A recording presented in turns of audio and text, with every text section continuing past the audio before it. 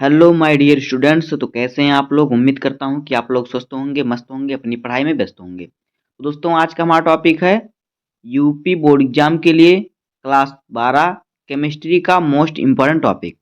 दोस्तों आज के वीडियो में हम जानेंगे विद्युत रासायनिक सेल और विद्युत अपघटनी सेल में अंतर। तो वीडियो में लास्ट बने रहिएगा। मैं विनय विश्वकर्मा आपका स्वागत करता हूं आपके अपने चैनल विनय स्टडी में। तो दोस्तों अगर आप चैनल पर नए हैं, चैनल को सब्सक्राइब कर दीजिए। वीडियो पे नए हैं तो वीडियो को लाइक कर दीजिए। तो देखिए अंतर क्या होता है विद्युत रासायनिक सेल और अपघटनी सेल में। तो देखिए इस तरफ हमारा है गैल्वेनी सेल या फिर विद्युत रासायनिक सेल, जिसे कहते हैं गैल्वेनिक सेल या फिर उसे वोल्टेज सेल भी कहते हैं या फिर विद्युत रासायनिक सेल, और फिर विद्युत अपघटनी सेल। तो दोनों सेल के बीच में हम अंतर को आज पढ़ेंगे। तो देखिए पहला अंतर क्या है। विद्युत रासायनिक सेल में रेडॉक्स अभिक्रियाएं होती हैं और उनके द्वारा विद्युत ऊर्जा उत्पन्न होती है। जो विद्युत सेल होता है उसमें क्या होता है, रेडॉक्स अभिक्रिया होती है और उसी के द्वारा क्या करता है, वो ऊर्जा उत्पन्न करता है, विद्युत ऊर्जा। अपघटनी सेल देखिए क्या होता है। विद्युत अपघटनी सेल में विद्युत ऊर्जा बाहरी स्रोत से दी जाती है। जो विद्युत अपघटनी सेल होता है उसमें बाहर से ऊर्जा दी जाती है और उसके द्वारा विद्युत रासायनिक परिवर्तन का विद्युत अपघटन होता है। उसके द्वारा इसका क्या होता है, विद्युत अपघटन होता है, यानी रासायनिक परिवर्तन होता है। ये हो गया पहला अंतर। अब देखिए दूसरा अंतर विद्युत रासायनिक सेल में। देखिए एनोड ऋण ध्रुव यानी कि इलेक्ट्रोड होता है।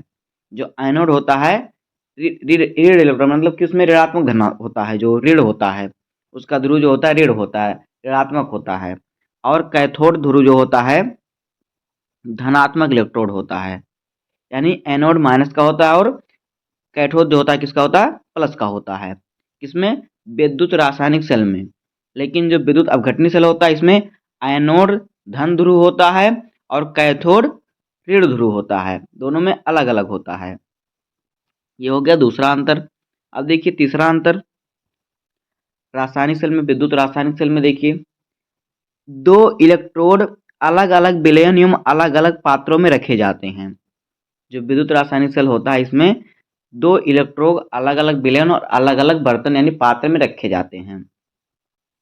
और देखिए अपघटनी सेल में क्या होता है, इनमें इलेक्ट्रोड एक ही विलयन विद्युत अपघट में रखे जाते हैं। मतलब इसमें एक ही विलयन होता है, इसमें दो अलग अलग विलयन होते हैं, दोनों में अलग अलग इलेक्ट्रोड होते हैं इसमें।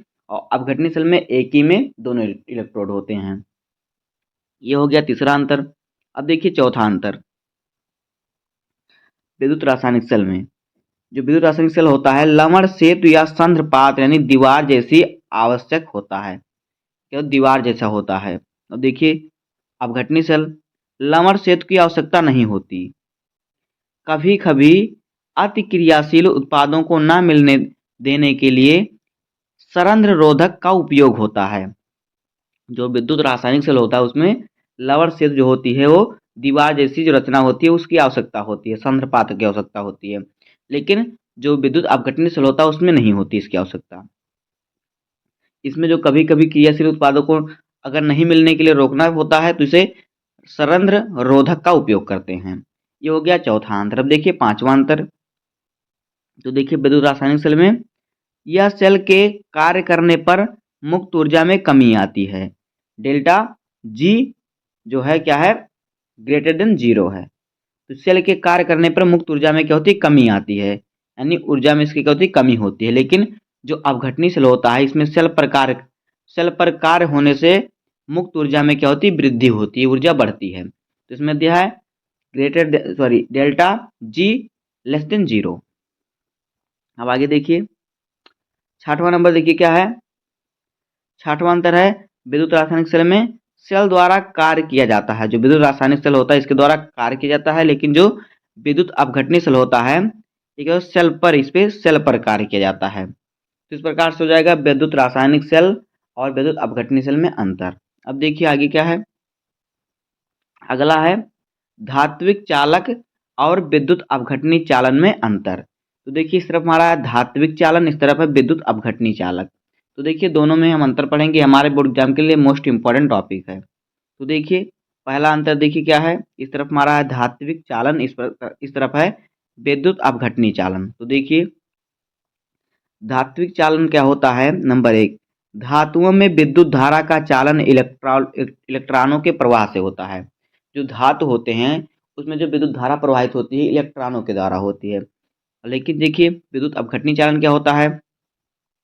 विद्युत अपघट्यों के विलयन में विद्युत धारा का चालन आयनों की गति के कारण होता है। जो विद्युत अपघट होता है, विलयन होता है, उसमें जो विद्युत धारा होती है वो आयन की गति के कारण होती है, जो धन आयन और ऋण आयन होते हैं। अब देखिए धात्विक चालन में दूसरा अंतर, धात्विक चालन से चालक के रासायनिक गुणों में परिवर्तन नहीं होता, लेकिन जो विद्युत अपघटनी होता है, विद्युत अपघटनी चालन में विद्युत अपघट का विघटन हो जाता है, अतः उसके रासायनिक गुणों में परिवर्तन हो जाता है। क्या होता है? उसका रासायनिक गुणों में क्या होते हैं? परिवर्तन हो जाते हैं। ये हो गया दूसरा अंतर। अब देखिए तीसरा अंतर धात्विक चालन में, इस क्रिया में पदार्थ का स्थानांतरण नहीं होता। विद्युत अपघटनी चालन में देखिए इसमें आयनों के रूप में पदार्थ का स्थानांतरण होता है।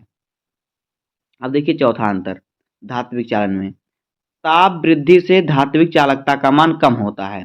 जो धात्विक चालन होता है इसमें ताप अगर बढ़ाएंगे तो चालकता का मान कम होगा, लेकिन जो विद्युत अपघटनी चालन होता है इसमें देखिए ताप से वृद्धि, जब ताप की अगर वृद्धि करेंगे, ताप बढ़ाएंगे तो उसमें चालकता जो होता है विद्युत अपघटनी चालकता का मान बढ़ता है। तो इस प्रकार से हो जाएगा धात्विक चालन और विद्युत अपघटनी चालन में अंतर। दोस्तों इस प्रकार से यह वीडियो हो जाएगा। उम्मीद है कि आपको वीडियो पसंद आया होगा। अगर आपको वीडियो पसंद आया हो तो वीडियो को लाइक कर दीजिएगा, चैनल पर नए हैं सब्सक्राइब कर दीजिए, बेल आइकन को प्रेस कर दीजिए ताकि बोर्ड एग्जाम के हर इंपॉर्टेंट टॉपिक का वीडियो आपको चैनल पर मिलता रहे। तो मिलते हैं किसी नेक्स्ट वीडियो में, तब तक के लिए धन्यवाद। जय हिंद।